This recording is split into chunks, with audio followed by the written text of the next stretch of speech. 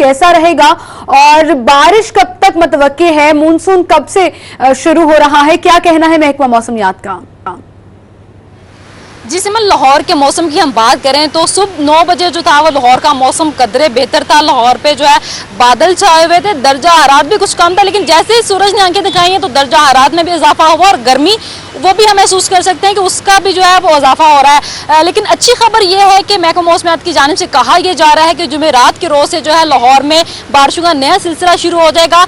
हफ्ते के रोज़ जो है वो खूब बारिश होगी लाहौर में, जिसकी वजह से जो है दर्जा हरारत में बेहतरी होगी, लाहौर के मौसम में बेहतरी होगी। दर्जा हरारत जो बताया जा रहा है महकमा मौसमियात की जानिब से कि जो अगले हफ्ते से रहेगा वो 34 से 36 के दरमियान रहेगा। लेकिन आज अगर हम दर्जा हरारत की बात करते हैं तो यहाँ पर हम महसूस ही कर रहे हैं कि जी 40 से 42 के दरमियान अभी से दर्जा हरारत है, लेकिन दोपहर के टाइम जो है 12 से तकरीबन 2 के दरमियान महकमा मौसमियात की जानिब से कहा यह जा रहा है कि जी 45 डिग्री तक जा सकता है। आज भी जो है हवा में नमी का तनासब 35% है, लेकिन अच्छी खबर यही बताई जा रही है कि मानसून का भी आगाज होने वाला है और जो नया सिलसिला बारिशों का शुरू होगा उससे लाहौर और पंजाब का मौसम जो है वो कदरे बेहतर हो जाएगा। जी बहुत शुक्रिया सादिया खान, आप हमारे साथ मौजूद थी, मौसम हाल के हवाले से बता रही थी। आज तो मौसम गर्म और खुश्क रहेगा, लेकिन अलबत्ता जुमेरात से अच्छे मौसम की उम्मीद की जा सकती है। बारिशों का एक नया सिलसिला जो है वो लाहौर में दाखिल होगा और हफ्ते के रोज यानी कि नेक्स्ट वीकेंड जो आ रहा है खूब बारिश होगी और दर्जा हरारत में भी वाज़ेह कमी होगी। आगे बढ़ेंगे और अब आज की टॉप स्टोरीज की तरफ चलेंगे। आज की हमारी डेली सिटी 42 की लीड स्टोरी, साफ पानी कंपनी स्कैंडल, साबिक चेयरमैन कमरुसलाम राजा और CEO वसीम अजमल गिरफ्तार कर लिए गए। इंतखाबी मुहिम, बल्दियाती नुमाइंदों के हिस्सा लेने पर मुकम्मल पाबंदी।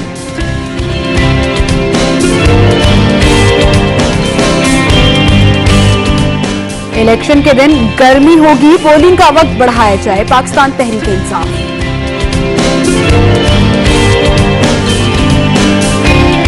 और फातिमा जना गायनी वार्ड में लेप्रोस्कोपी मशीन लगाई जाएगी, गर्ल्स हॉस्टल में ट्यूबवेल नष्ट करने के भी अहकाम।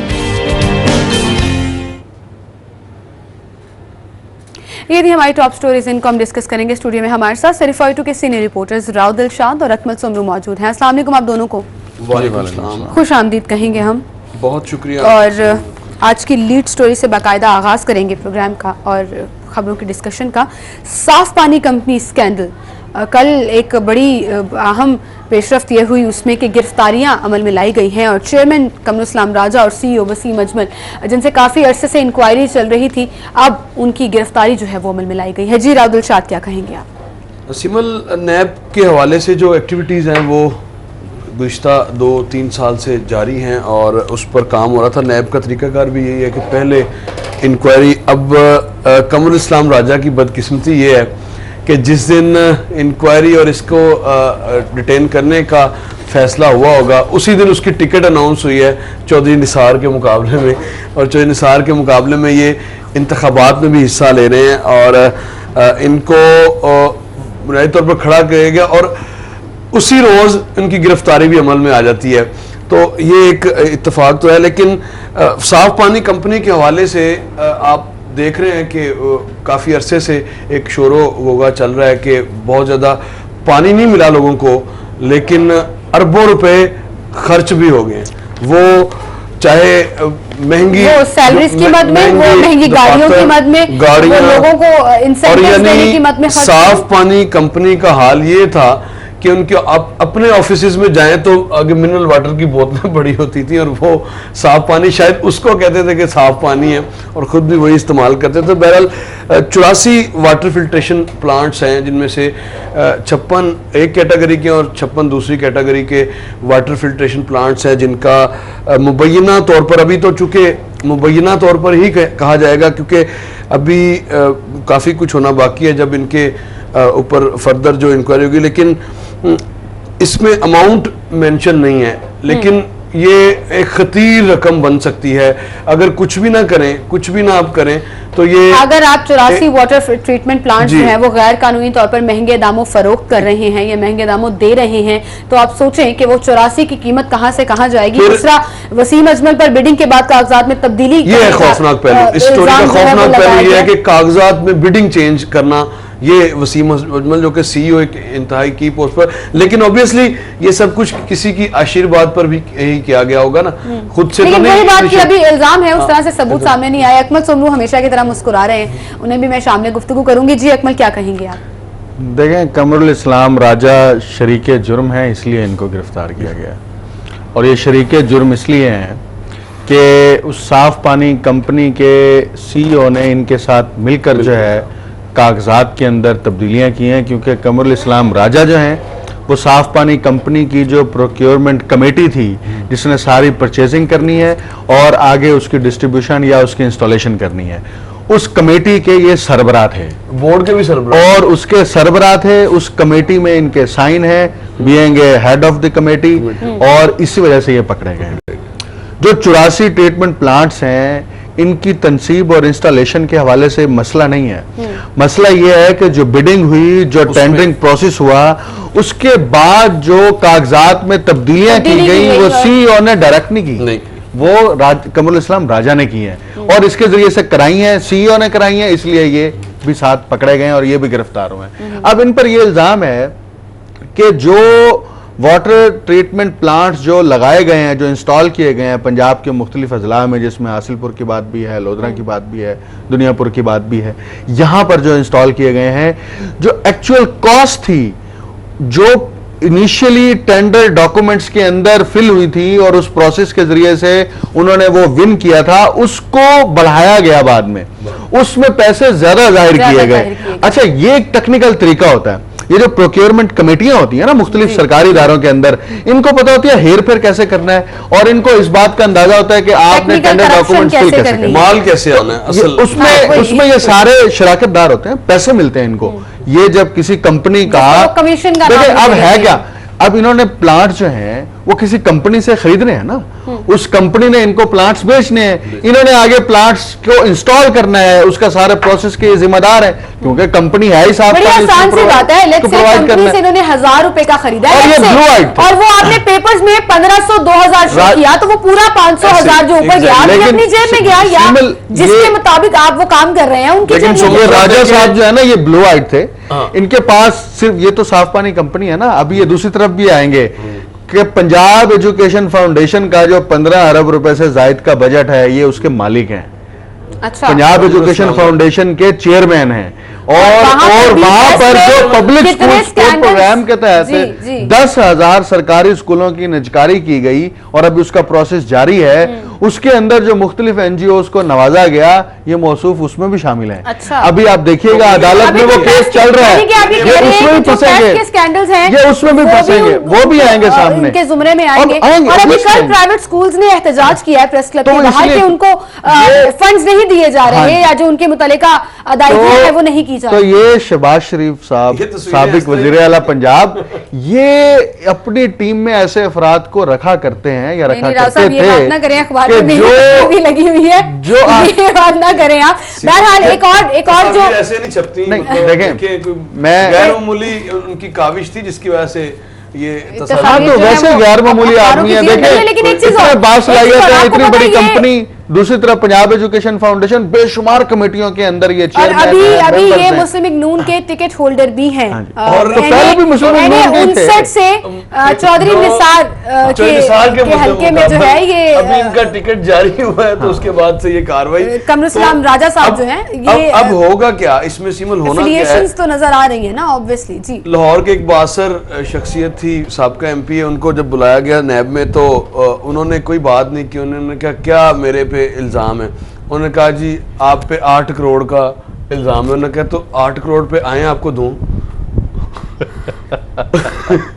उन्होंने कहा आए, और ये with in a day payment हुई है लाहौर शहर में, आप अंदाजा लगाएं। और ये भी मेरे ख्याल से क्योंकि प्ली बार्गेन कानून है, कानून के मुताबिक आ जाती है कि अगर तो ये कहेंगे, अगर तो प्ली बार्गेनिंग उस वक्त होगी कि जब राजा साहब ने अकेले पैसे खाए हैं। प्ली बार्गेनिंग उस वक्त होगी, देखिए राजा साहब प्ली बार्गेन में जो राजा साहब के हिस्से का शेयर होगा, अगर राजा साहब प्ली बार्गेन में अदायगी कर देते हैं, अपनी कंसेंट शो कर देते राजा हैं साहब ऐसे तो ये नहीं फौरी करेंगे तौर ना। पर बेगुनाह ऐसे नहीं करेंगे, नहीं, ऐसे नहीं हो सकेगा, क्योंकि मेन नाम वो मेरी बात सुने, जिनके अलग से कहने नहीं के हो। ऊपर इन्होंने सारा ये गड़बड़ की कागजात के अंदर, ये प्लांट्स खरीदने के अवल, वो जो लोग शामिल हैं उनको शामिल तफ्तीशें कराएंगे। आप देखिएगा अभी और बंदे पकड़े जाएंगे। तो ये भी हो सकता है फिर वो वादामात गवाह बन जाए, तो वादामात गवाह बन जाए और अपना वो सारा। लेकिन ये इतना आसान नजर नहीं आ रहा है कि 2 अफराद पकड़े गए और मामला ठप हो जाएगा और जाएगा। कंपनी स्कैंडल कंप्लीट हो जाएगा। लेकिन देखिए बात वही है, एक चीज मैं जरूर कहना चाहूंगी, बात वही है कि फिर बात होती है मुबैना तौर पर इल्जामात की, सबूत सामने लेकर आए और फिर कार्रवाई में उस तरह से तेजी होनी चाहिए। आप एलडीए वो जो आशियाना स्कैंडल केस है वो अभी तक चल रहा है और आप सबके सामने है कि नैब जो गिरफ्तारियां तो बड़ी इन एक्शन आके वो सारा कुछ बड़ा अच्छा है, ठीक है, करप्शन के खिलाफ कार्रवाइयां हो रही हैं, फिर वो उनको आखिर अंजाम तक भी पहुंचाना जो है वो जल्द से जल्द जरूरी है। लेकिन भी साइंस है पाकिस्तान के साइंस है, ये इतना बड़ा मुश्किल होता है, कितने प्रेशर्स बर्दाश्त करने पड़ते हैं। टेक्निकली करप्शन की जाती है, आपको पकड़ने के लिए खुद एक्सपर्ट होना चाहिए। आप खुद एक्सपर्ट होंगे तो अगले बंदे की लेकिन सिमल इसमें इशू ये है कि नैब का कानून आपको इजाजत देता है, जो क्लेम आपके जिम्मे बनता है अगर वो अदा कर देते हैं तो आप फ्री हैं नैब की तरफ से।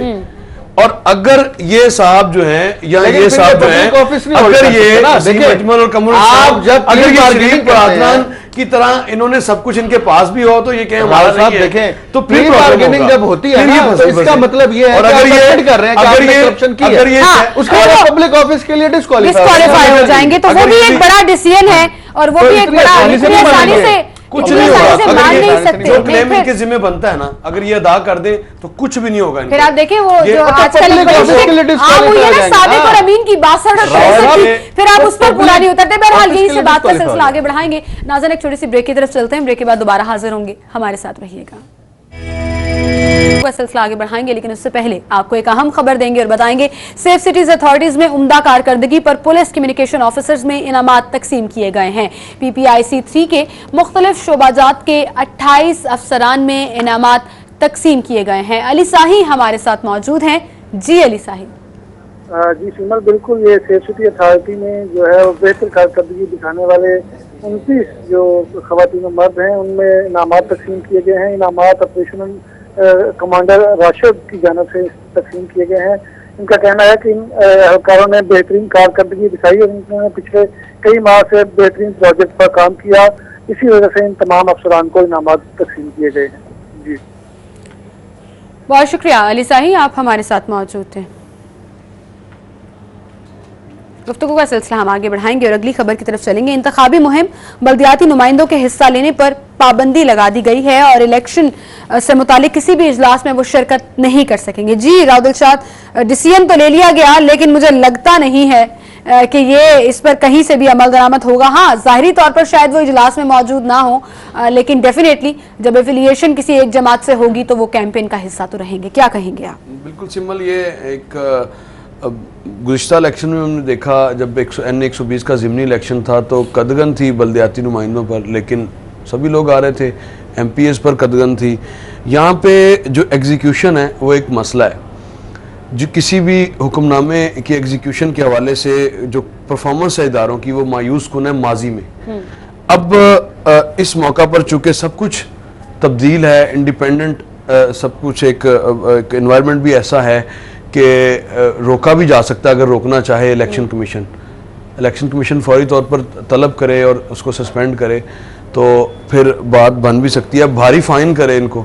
लेकिन खैर इनको कोई फ़र्क नहीं पड़ता। अब सारे चेयरमैन हमने देखा है शहर में जो चेयरमैन हैं, इलेक्शन ही असल जो है वो चेयरमैन ही लड़ रहे हैं, बल्दियाती नुमाइंदे ही असल इलेक्शन लड़ रहे हैं। जो अवामी जो MPs MNAs हैं वो तो एक जगह से दूसरी जगह पर, और जो नीचे ग्राउंड बना रहे हैं, जो इलेक्शन की तैयारी है नहीं ये मुझे लग रहा है थोड़ा सा ज्यादा हो जाएगा, क्योंकि पिछले इतने सालों से हमें आदत नहीं रही बल्दियाती नुमाइंदों की। ये जो तमाम उम्मीदवार हैं ये खुद ही इलेक्शन लड़ते रहे हैं, जिस भी जमात से चंद हल्कों में सपोर्टिव जरूर सिमल चंद हल्कों में सूरत हाल मुख्तलिफ है। अदरवाइज शहर की 274 यूनियन काउंसिल्स में से अब आपको हैरान कर दूंगा, सिर्फ 11 लोग हैं, 11 चेयरमैन हैं, जिनमें से एक आज़ाद है, एक पीपल्स पार्टी का है और 9 पाकिस्तान तहरीक इंसाफ के हैं, जो बाकी पाकिस्तान सबके सब जो मुस्लिम पाकिस्तान लीग से तहरीक ताल्लुक इंसाफ रखते के हैं। हैं, जो पाकिस्तान तहरीक इंसाफ से जिनका ताल्लुक है, यानी अपोजिशन लीडर, वो भी अपनी पार्टी के नुमाइंदे की इंतखाबी मुहिम में सरगर्म अमल है,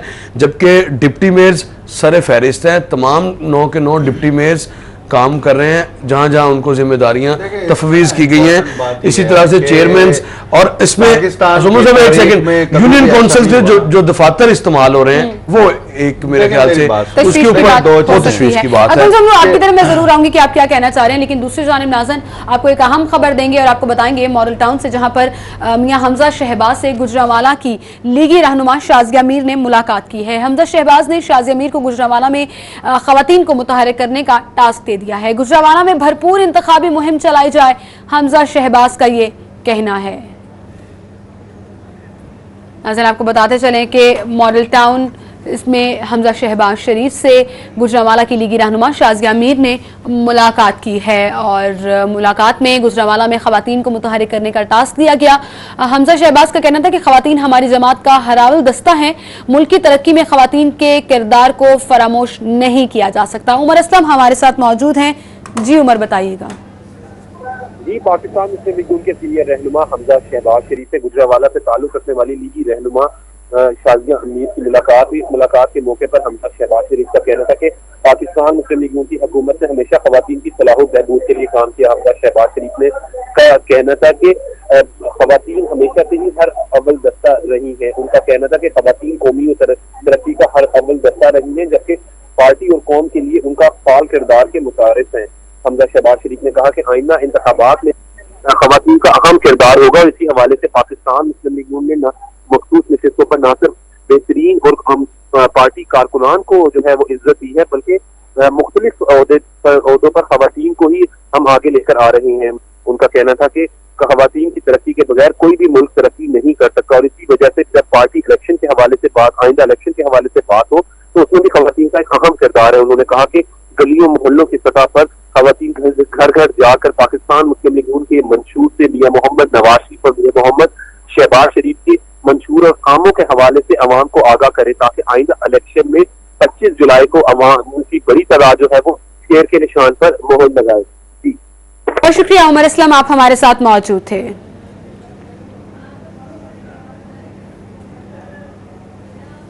दूसरी जानिब एक और अहम खबर देंगे आपको, बताएंगे NA 128 से शेख रोहेल असगर और खुर्रम रोहेल असगर इलेक्शन लड़ सकते हैं।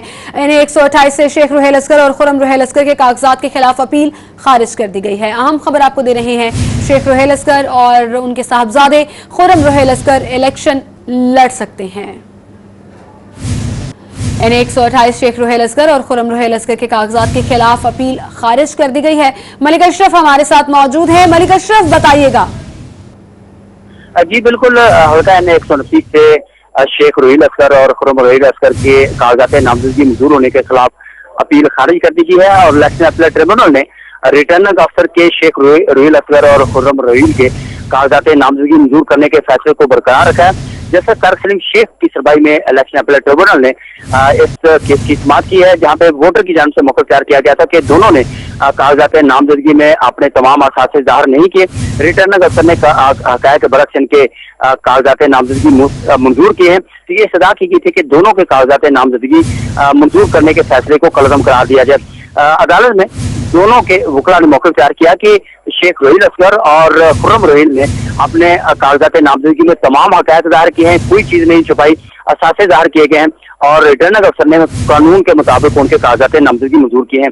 इलेक्शन कमीशन की जानिब से लीगल एडवाइजर इमरान आरफ रांझा ने भी कहा कि इनके कागजात नामजदगी रिटर्निंग अफसर ने मेरिट पे मंजूर किए हैं। अदालत दोनों के कहने के वकला की बहस होने के बाद खुर्रम रोहेल और रोहेल शेख नामजदगी की मंजूरी के खिलाफ अपील खारिज कर दी। बहुत शुक्रिया मलिक अशरफ, आप हमारे साथ मौजूद थे। गुफ्तगू का सिलसिला आगे बढ़ाएंगे। अकमल समरू, आप बात करना चाह रहे थे इंतखाबी मुहिम में बल्दियाती नुमाइंदों के हिस्सा लेने पर जो पाबंदी लगाई। देखिए, पहली बात तो यह है कि कभी भी ऐसा नहीं हुआ कि बल्दियाती नुमाइंदों की बुनियाद पर जो है वो आम इंतखाबात के जो उम्मीदवार हैं वो इलेक्शन लड़ें और वो उन इलेक्शन में कामयाबी हासिल करें, या बल्दियाती नुमाइंदे जो हैं वो बहुत ज़्यादा इन्फ्लुएंशियल हों कि वो असरअंदाज हो सकें वोटर्स के ऊपर और सारा निचली सतह पर कैंपेन चलाने के हवाले से। अब ये जो पाबंदी आयद की गई है ये बुनियादी तौर पर इसलिए है कि आप जब ऑफिस बेरर्स होते हैं और किसी सरकार के ऑफिस बेरर्स होते हैं तो आपके पास, अगरचे ये तो बेचारे डम्मी से हैं, इनके पास तो ना फंड्स हैं ना इख्तियारात है फंड्स, ना कुछ हैं। 3 लाख रुपए महाना मिलता है, उसी से फ्लेक्सिंग लग रही है। अच्छा चलें जी, 3-3 लाख रुपए महाना फ्लेक्सेस जो है वो आप उस पर खर्च उसी से- कर लें। तो उसी इनको में- उन चीजों मिल रहे से हैं ना। कंट्रोल करना है कि आप इलेक्शन की जो कैंपेन है, इलेक्शन के अंदर जो इलेक्शन की एक्टिविटी कैंडिडेट्स कर रहे हैं, आप उसके अंदर उसको एज ए सपोर्टिव रोल नहीं प्ले करेंगे। और ये इनके जो पेरेंट महकमा है उनकी जानिब से ये ऑर्डर जारी किए गए हैं। हाँ, अब सवाल ये बनता है कि कानूनी पेचीदगी क्या है और इसका कानूनी रास्ता क्या है, कि कानून भी इनको इस बात की इजाजत देता है या नहीं देता कि ये इलेक्शन कैंपेन के अंदर पार्टिसिपेट कर सकते हैं या नहीं कर सकते। लेकिन दूसरी बात इंपॉर्टेंट ये है कि ये तो वैसे ही लोकल गवर्नमेंट जो है वो तहलील हो जानी चाहिए। ये तो सारा का सारा सिस्टम ही तहलील हो जाना चाहिए। अब तक ये बैठे किसके तहत है, किस कानून के तहत बैठे हैं? हाँ। आपका वही सबसे पहला नुक्ता यही बनता है कि आप उन पर पाबंदी लगा रहे हैं, उनको तो वैसे ही तहलील करें। उनका तो नहीं, आप जवाब तहलील नहीं मिलता। कर सकते ना। जब नहीं। इलेक्शन हुए थे नहीं। तो लॉ के मुताबिक ऐसा नहीं था कि उनको ये 5 साल के लिए जो है अब सिमर, सीट होल्डर इसमें होंगे। क्लैरिटी बड़ी जरूरी है क्योंकि जो 2001-2002 का जो बल्दियाती एक्ट था उसमें थी शिक 126, जिसके तहत ये जब भी जनरल इंतखाबात आएंगे तो जनरल इंतखाबात की डेट अनाउंस होने वाले दिन ये खुद ब खुद तहलील हो जाएंगे और उसके बाद इलेक्शन हो गए, इलेक्शन का पोलिंग का वक्त ख़त्म हुआ तो ये दोबारा से रीइंस्टेट हो जाते हैं। तो उस कानून को 2012 और 13 का जो बल्दियाती एक्ट था, समझदार तरीन लोगों ने वो बनाया और उस शिक को क्लोज कर दिया गया। और अब जो सोमू साहब बात कर रहे हैं कि कानून मौजूद है, कानून इस हवाले से उसी सूरत में आ सकता है कि अब गवर्नर पंजाब ऑर्डिनेंस लाएं और उस ऑर्डिनेंस के तहत उसको क्लॉज 1 to 6 को ओपन किया जाए तो फिर ये। लेकिन बात फिर वही आ गई कि अल्लाह अल्लाह करके ये बल्दियाती इलेक्शन हुए थे, बल्दियाती नुमाइंदे सेलेक्ट हुए खत्म थे नहीं कर रहे और अब फिर वो आप ये मुख्तसर खत्म नहीं ऐसे कर ही रहे। तहलील कर दे। तहलील होंगे लेकिन मेरे ख्याल से आने वाले दिनों में जिस तरह से ये सिलसिला चल रहा है ना, डिप्टी मेयर्स और ये चेयरमैन और जिला चेयरमैन जिस तरह से अपनी अपनी जमातों का परचम उठाकर बुलंद करने की कोशिश कर रहे हैं, तो ये आने वाले दिनों में करेंगे। परचम जारी बात है, उन्होंने तो- परचम बुलंद करने की बुनियाद पर वो नुमाइंदे हुए हैं। उसमें कैसी बात कर रहे हैं उसमें आप? ये है कि आने वाले दिनों में आज या कल में कोई ना कोई पिटीशन आ जाएगी इस हवाले से भी कि क्लॉज 1 to 6 है। क्लॉज 1 to 6 का पहले तो किसी को इल्म नहीं था, हर कोई ये सोच रहा था लेकिन कि अब जो है वो लेकिन लोगों अब को ये पता भी डिस्कशन है। इसके ऊपर जो संजीदा हल्के है उसमें डिस्कशन भी शुरू हो गया है और वज़ीर पंजाब के अगर असम्बली भेजता है जी। तो 3 लाख रुपए पंजाब- का मामला है जी। देखें, आप खुद कह रहे हैं 3 नहीं लाख वो तो वैसे ही वो तो नहीं, वो तो अलग वैसे बात तो- है, लेकिन वो तो बहरहाल पैसे हैं, बहरहाल public अभी fund है। जैसे बिल्डिंग का इरशाद public कह fund है, रहे आपने थे, एक दो उसको दिन बिल्डिंग का देख किराया लेते है। हैं कि क्या डिसीजन लिया जाता है। यहीं से बात का सिलसिला हम आगे बढ़ाएंगे। दूसरी जानिब तहरीक इंसाफ की जानिब से कहा गया इलेक्शन के दिन गर्मी होगी, पोलिंग का वक्त बढ़ाया जाए, ये एक दरख्वास्त की गई है तहरीक इंसाफ की जानिब से और प्रेस कॉन्फ्रेंस भी हुई। उस पर भी हम बात करेंगे। एक छोटी सी ब्रेक लेते हैं, ब्रेक के बाद दोबारा हाजिर होंगे, हमारे साथ रहिएगा। पहुंचेंगे हवालात अब सब धोखेबाज।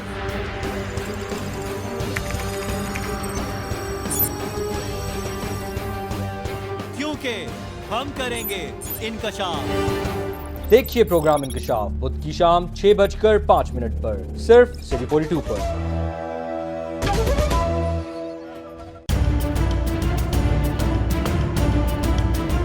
वो शहर के जानलेवा दुश्मन हैं, तो हम लाहौर पे जान लुटा देने वाले दोस्त। वो छुपकर जुर्म करते हैं, हम रहते हैं उनकी घात में। हम करते हैं उनका पर्दाफाश।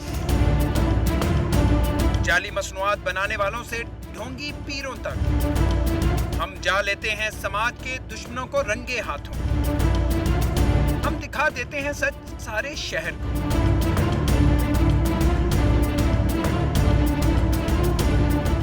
हम बता देते हैं कि है मुजरिम कौन।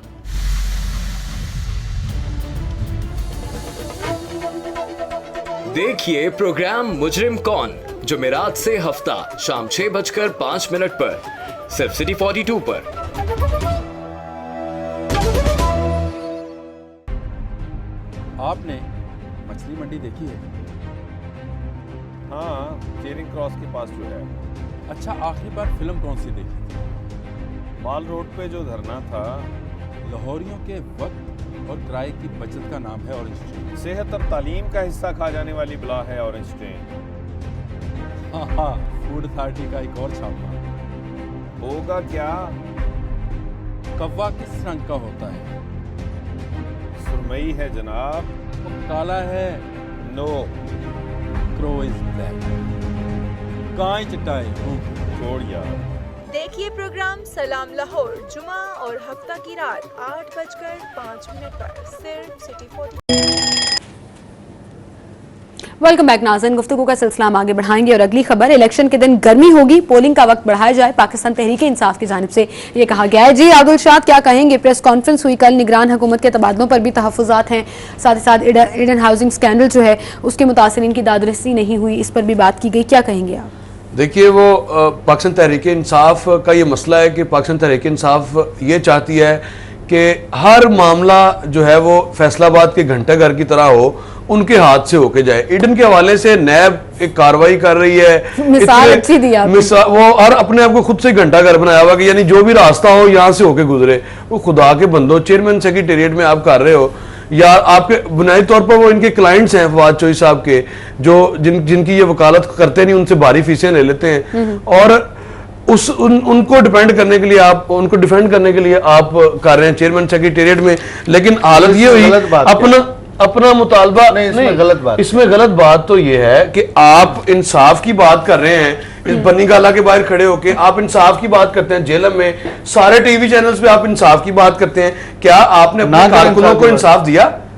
नहीं, क्वेश्चन इज नो, आपने किया नहीं। आपने सवाल ये खड़ा होता है तहरीके इंसाफ की सियासत में तब्दीली का। आप खुद तो किसी की बात मानते नहीं है, लोगों को कहते हैं आपकी सारी बातें मान लें, ये कैसे मुमकिन है? मुझे बताएं सिमल, आप बात हमारी ना माने तो आप हमें कहें कि हम आपकी बात माने, तो ये किस तरह से मुमकिन है? आप देखें, वो ये फातिमा उस्मान का मामला ये छपा हुआ है, आप देख लें, तमाम टीवी चैनल इसको रिपोर्ट कर रहे हैं और वो कह रही है कि आप ईडन वालों के इंसाफ के लिए बोल रहे हैं। हम तो 15-15 साल से सड़कों पर मार खा रहे हैं अपने बच्चे छोड़ के, हमें इंसाफ पाकिस्तान की टिकट सियासत में ये होता है कि एक शख्स जो लबादा उड़ा हुआ है, ये जो लबादा बात तो सुन लेना, ऐसा नहीं होता। जमहूरियत का जो लबादा उड़ा हुआ है, कोई जमात भी जमहूरी नहीं है पाकिस्तान में, एक मिनट छोड़ दे, सारी शख्सी आमरीत पर मबनी है, चाहे वो पाकिस्तान मुस्लिम लीग नवाज हो या पीटीआई करता हूँ। लेकिन बात करता हूँ आपकी इस बात, भाई वो मरवजा सियासी असूल के तहत सियासत कर रहे हैं, आपको समझ नहीं आ रही। बात यह है कि वो जो सियासी तरीकाकार है उसके तहत वो एक चीज को कैश कराने के लिए कर रहे हैं। असूली दर्जे की बात यह है उनके नजदीक, ईडन वालों को इंसाफ मिलता है नहीं मिलता ये उनका सरोकार नहीं है, उनका सरोकार यह है कि इसको कैश कराया जाए। देखिए, वोटर सिंपैथी हासिल करने की डिफरेंट टेक्निक्स होती हैं। आपके टिकट डिस्ट्रीब्यूशन के अंदर जिस शख्स को मिल जाता है उसके लिए पार्टी अच्छी होती है, जिसको नहीं मिलता उसके लिए पार्टी बुरी होती है। ज़हीम कादरी की मिसाल ले लें आप, इसके अलावा और 20 मिसाल ले सकते हैं, ठीक है? तो ये आपके पुराने कारकुन जो होते हैं वो भी कहते हैं हमें टिकट नहीं मिली, पार्टी बुरी है। इसका मतलब सियासत के लिए आपको टिकट मिल रही, वही बात कर रहे हो ना, आप ये बात कर रहे हैं, आप कह रहे हैं फातिमा उठ के कह रही है कि मुझे टिकट नहीं मिली, मैं धक्के खा रही हूँ। फातिमा को जानता कौन है, मुझे बताएं, फातिमा को जानता कौन है? खुद आपके जिम्मे काम है, क्या वो अपनी ईमानदारी ऐसे नहीं होता। देखिए, ईमानदारी का सर्टिफिकेट देखिए 2013 गलत बात है कि हमारे यहाँ ये एक नया तरीकाकार है कि आप जो है ईमानदारी के सर्टिफिकेट बेचते हैं, आप जो है एक करके ताकि नहीं आप समझ भी आ सके, आप ईमानदारी का सर्टिफिकेट बेच रहे हैं। किस तरह? आप कह रहे हैं ईमानदारी का कोई तकाजा होता है, ईमानदारी आपको याद आ जाती है, आपको मजहब याद आ जाता है। आपने ये बात तय कर रही, बात की नहीं, उनकी बात हो रही है कि उन्होंने इंसाफ की बात की है, उनसे इंसाफ से मुताल्लिक सवाल हो गए। बात सुने, ये बात इंसाफ मैं बता रहा हूं ना, अदालत के अंदर एक शख्स जो जीत जाता है वो कहता है मुझे इंसाफ मिला है, जो हार जाता है वो कहता है मुझे इंसाफ नहीं मिला। अदालत बंद कर देखें, नहीं ऐसे नहीं, अकमल साहब जब फेयर एंड स्क्वायर तरीके से डिसीजंस लिए जाते हैं ना तो फिर एक्सप्लेनेशन देने में कोई कबाहत नहीं होती है, तो फिर आप मामला समझाएं। ये मामला सेटल हो ही नहीं सकता, जिसको आप टिकट नहीं देंगे उसको तकलीफ होगी। ज़हीम कादरी ने इतनी बड़ी प्रेस कॉन्फ्रेंस हर पार्टी में नजर आती है, पंजाब में खास तौर पे ये ईमानदारी नहीं है, तरीके इंसाफ में भी है, ये जो जमहूरियत नहीं है। आप मुझे बताएं, कोई एक सियासी जमात ने ये कहा है आप कि आप जहां पर इंसाफ का राह दिलाते हैं, इंसाफ का राह दिलाते हैं, एक बता दें, लेकिन आपके कारकुनों को इंसाफ कौन देगा? मुझे इससे कोई गर्ज नहीं है। देखिए, मैं वो हमारा सवाल नहीं है, वो हमारा सवाल नहीं है, वो कारकुन आपने रिलेट ही गलत किया, गलत रिलेट किया। मेरी बात सुनिए, एक चीज हो रही है कि मैं आपकी इस बात से इत्तेफाक करता हूं। अच्छा, मुझे एक बात बताएं, ये सारी चीजें 2000 बात से इत्तेफाक करता हूं। राव दिलशाद साहब, समरू साहब, 2018 में ही ये चीजें परवान क्यों चढ़ी? 2013 में भी तहरीक इंसाफ के साथ ये चीजें थी, नून लीग में कभी ये चीजें नहीं थी, और उससे पहले टिकटों की तकसीम में ऐसी लड़ाइयां देखने में नहीं आती थी, ऐसी जो आपस में इख्तलाफात हैं वो सामने नहीं आते थे, बढ़ते जा रही है। 2018 में तो हद हो गई। हर इंतखाब 1970 के जब इलेक्शन हुए थे ना, तो यहां पर लाहौर की सड़कों के ऊपर लोगों से पूछ लें जिन्होंने तारीख पढ़ी और अपनी आंखों से इलेक्शन देखे हैं, टांगे के ऊपर लोग कैंपेन किया करते थे।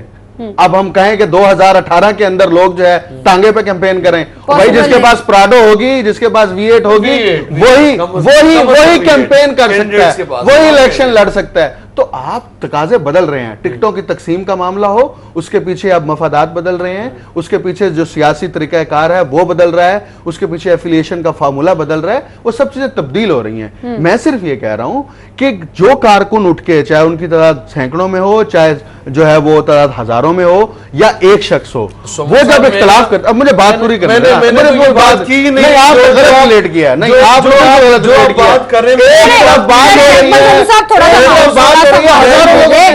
उन्होंने एक सवाल किया था, गलत कर रहे हैं आप राग लापने आए थे इंसाफ का, वो आप मेरी बात सुने, एक तरफ बात हो रही है हजारों लोगों को के हवाले से,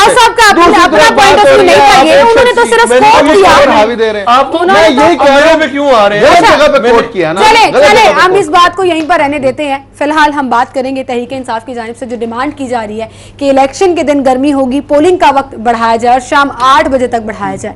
ये जो वही बात आ जाती है कि आप चाहते हैं कि आपकी हर बात मानी जाए, लेकिन इसमें कोई कबाहत भी नहीं है, और बात आपको पता है हब्स होगा, अगर मानसून शुरू हो गया तो फिर गर्मी शदीद बढ़ भी सकती है, और फिर टर्नआउट के ऊपर क्वेश्चंस लगते हैं कि क्या वोटर्स बाहर निकलेंगे या नहीं निकलेंगे। सिंपल टर्नआउट की बात, तो टर्नआउट यहाँ पे वही रहना है। इस मरतबा हो सकता है कि 3-4% बढ़ जाए, क्योंकि इस मरतबा काफ़ी लोग जो एंथुसियाज्म है वो नज़र आ रहा है कि लोग वोट कास्ट करना चाह रहे हैं इस मरतबा, और इसमें जो क्रेडिट है वोट कास्ट करने के हवाले से मैं इसमें वो पाकिस्तान तहरीक इंसाफ को क्रेडिट दूंगा कि जो वोटर्स को जो शऊर की जो मुहिम थी उनकी वो कामयाब रही है, जिसकी वाज़ेह मिसाल एक पार्टी के सरबराह को नाअहली की सूरत में भुगतनी पड़ी है। तो बहरहाल टर्नआउट 4 से 5% बढ़ेगा, लेकिन होता क्या है कि 5 बजे तक जब पोलिंग का वक्त ख़त्म होता है तो उस वक्त भी लाइनें लगी होती हैं, क्योंकि वो टाइम है, और ख़ास तौर पर मौसम का ये जो तकाजा है वो भी यही है कि टाइम को अगर बढ़ा दिया जाए तो कोई इसमें हर्ज नहीं है। तो लेकिन इसमें दूसरा पहलू बड़ा खौफनाक है, और फिर यही जमातें होंगी जो बात करेंगी, देखा की बात होना शुरू हो जाती है, हमारा मुआशरती तौर पर इलेक्शन जो सोच है पब्लिक को और वोटर को फैसिलिटेट करके। अगर अमेरिका के अंदर जो पोलिंग का वक्त है वो सुबह 5 बजे शुरू हो जाता है, ठीक है, वो 5 बजे से लेकर 8 बजे तक पीक आवर होता है, क्योंकि उस दिन छुट्टी नहीं होती, छुट्टी भी नहीं होती, आप जो है आपके यहाँ छुट्टी भी होती है, लोकल हॉलीडे भी है, आप उसको मैनेज कर सकते हैं अकॉर्डिंग टू वेदर। ये उनकी तजवीज है, और इस तजवीज में कोई बुराई नहीं, बिल्कुल सही कहा आपने वोटर को फैसिलिटेट इसी नोट पर मैं आप दोनों का शुक्रिया भी अदा करूंगी। बहुत शुक्रिया आप दोनों का, आप हमारे साथ मौजूद थे। नाज़रीन, हम चलते हैं एक ब्रेक की जानिब। ब्रेक के बाद आप हेरा से हेडलाइंस जान सकेंगे, उसके बाद प्रोग्राम का सिलसिला आगे बढ़ाएंगे। हमारे साथ रहिए। Transmission was brought to you by PPRC Pipes and Fittings from IIL. No leaks, no problem. Vital चाय बिल्कुल फ्री।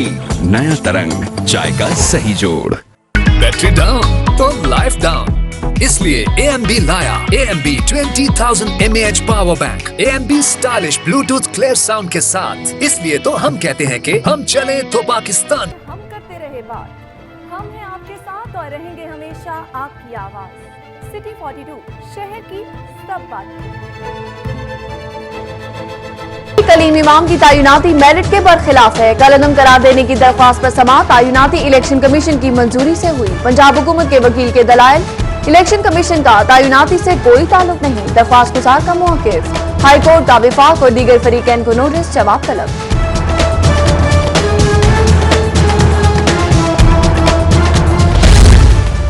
सर मुंडवाते ही ओले पड़ने लगे, तौहीन अदालत की दरख्वास्त पर नए CCPO को पहला नोटिस। पुलिस हवलदार की जानिब से दायर दरख्वास्त पर हाईकोर्ट की जानिब से नोटिस जारी।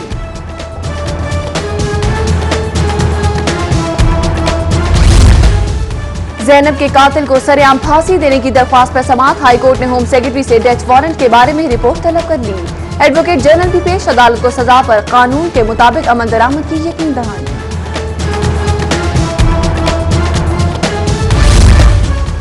फेसबुक पर जाली अकाउंट्स के जरिए इलेक्शन मुहिम पर असरअंदाज होने की मुमकिना कोशिशों के खिलाफ दरख्वास्त पर समाअत। हाईकोर्ट की हिदायत पर दरख्वास्त गुजार ने तजावीज पेश कर दी। अदालत ने विफाक और PTA को नोटिस जारी करके जवाब तलब कर दिया।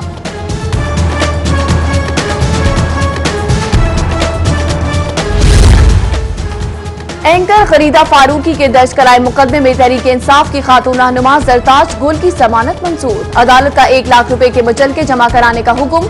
PTI की खातून रहनुमा ने TV एंकर पर शहबाज शरीफ की खुफिया बीवी होने का इल्जाम लगाया था।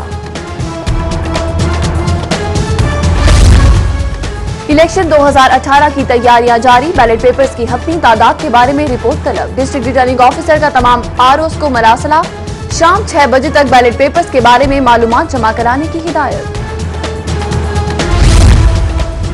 इंतखाबात 2018 में प्रिजाइडिंग और असिस्टेंट प्रिजाइडिंग अफसरान की कमी का सामना, महकमा तालीम पर तलवार लटक गई। 30% अमले की फराहमी मुमकिन बनाने की हिदायत, इलेक्शन कमीशन ने मरासला जारी कर दिया।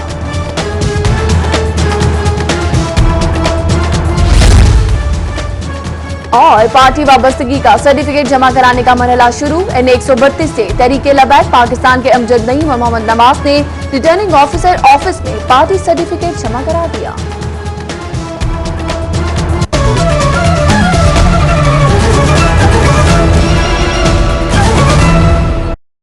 अभी आम खबर आप तक पहुंचाएंगे। गवर्नमेंट टीचिंग अस्पताल शाहजहां में वुरसा और अमले में तसादुम का मामला, डॉक्टर्स और अमले ने काम छोड़ हड़ताल कर दी। मुल्जिमान की गिरफ्तारी तक अस्पताल में इलाज मुआवजा नहीं किया जाएगा, ये कहा जा रहा है डॉक्टर्स की जानिब से। मजीद जानते हैं फहद भट्टी से। जी फहद भट्टी। जी बिल्कुल, शाहजहां टीचिंग अस्पताल में इमरजेंसी और आउटडोर को मुकम्मल तौर पर बंद कर दिया गया है। अस्पताल में कोई भी अमला काम करने के लिए राजी नहीं है। अमले का ये कहना है, डॉक्टर समेत अमले का कहना है कि कल रात जो इन पर तशद्दुद किया गया मरीजों के लवाहिकीन की जानिब से, जो अस्पताल के अमले पर और डॉक्टर पर जो तशद्दुद किया गया है, उनके खिलाफ FIR की जाए और मुल्जिमान को जल्द से जल्द गिरफ्तार किया जाए। लेकिन मरीज जो है, मरीजों के साथ साथ उनके जो लवाहिकीन हैं वो यहाँ पर गिरफ्तार हो रहे हैं। शाहजहां टीचिंग अस्पताल में अभी तक इमरजेंसी में कोई भी डॉक्टर मौजूद नहीं है और ना ही वार्ड में कोई डॉक्टर सुबह से राउंड करने के लिए आया है, जिसकी वजह से मरीजों को और उनके लवाहिकीन को मुश्किलात का सामना है। मरीज यहाँ से दूसरे अस्पताल जाने पर मजबूर हो चुके हैं। ठीक है फहद भट्टी, आपका बहुत शुक्रिया। डॉक्टर्स की जानिब से ये कहा जा रहा है कि मुल्जिमान की गिरफ्तारी तक अस्पताल में इलाज मुआवजा नहीं किया जाएगा। अमले और डॉक्टर्स को सिक्योरिटी दी जाए, मुतालिबात पूरे होने तक किसी वार्ड में काम नहीं करेंगे। गवर्नमेंट टीचिंग अस्पताल शाहजहां में वुरसा और अमले में तसादुम का ये मामला है, जिससे आपको अपडेट करे हैं कि डॉक्टर्स और अमले ने काम छोड़ हड़ताल कर दी। मुल्जिमान की गिरफ्तारी तक अस्पताल में इलाज मुआवजा नहीं किया जाएगा। एहतजाज किया जा रहा है डॉक्टर्स और अमले की जानिब से।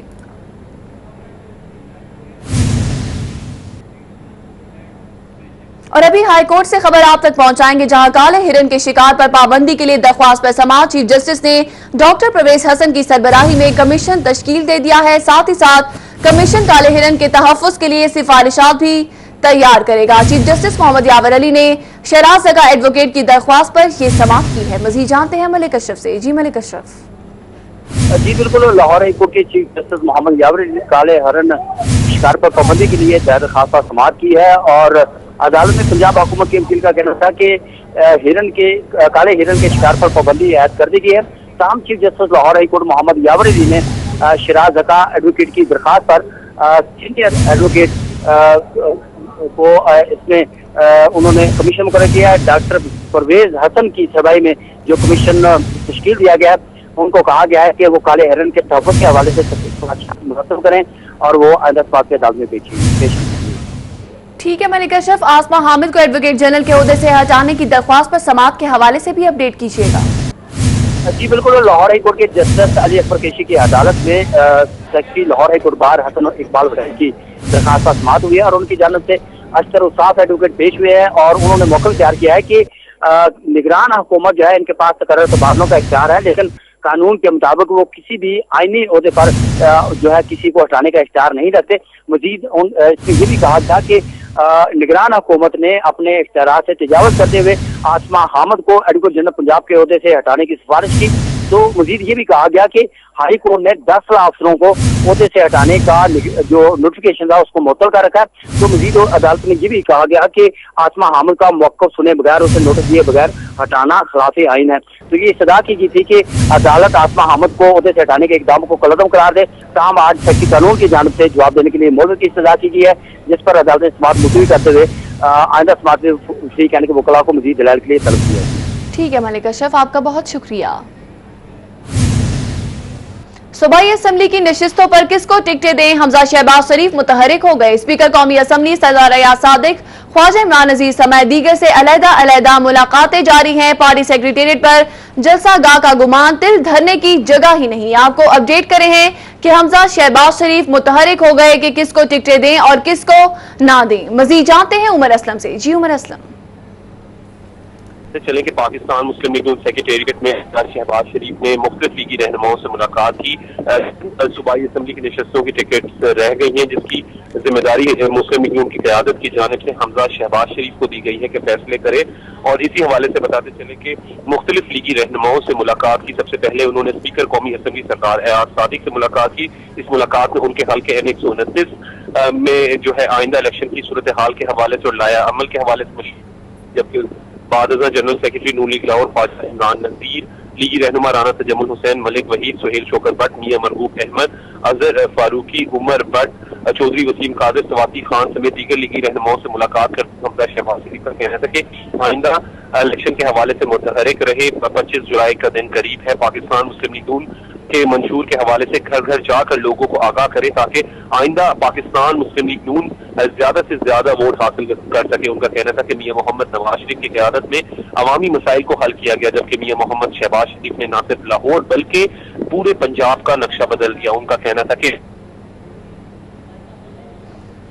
जी ठीक है उमर असलम, आपका बहुत शुक्रिया। इसके साथ ही न्यूज स्टूडियो से अब तक के लिए इतना ही। रहिए बाखबर और देखते रहिए सिटी 42।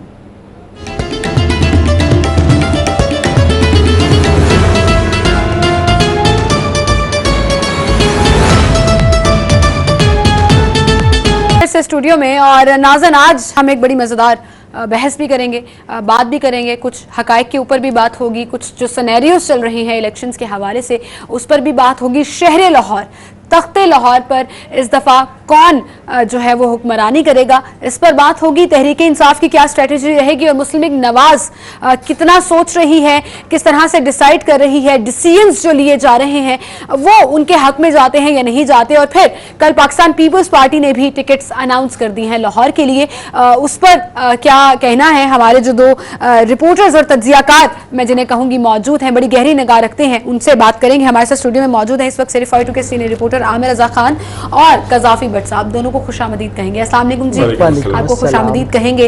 और भट्ट साहब, आप तो तहरीक इंसाफ की बीट भी करते हैं और आमिर भाई आप वैसे ही काफ़ी नज़र रखते हैं, तहरीक इंसाफ हो, नून लीग हो या पाकिस्तान पीपल्स पार्टी हो, और इतने इलेक्शंस भी कवर किए। इस दफ़ा बड़ा टेंस माहौल लग रहा है। कहीं पर यह भी सुनने में आ रहा है कि शायद इलेक्शन लेट हो जाए, कहीं पर यह सुनने में आ रहा है कि जमातों के लिए बड़ा मुश्किल है इस दफ़ा कैंडिडेट्स की सिलेक्शन। क्या कहेंगे आप?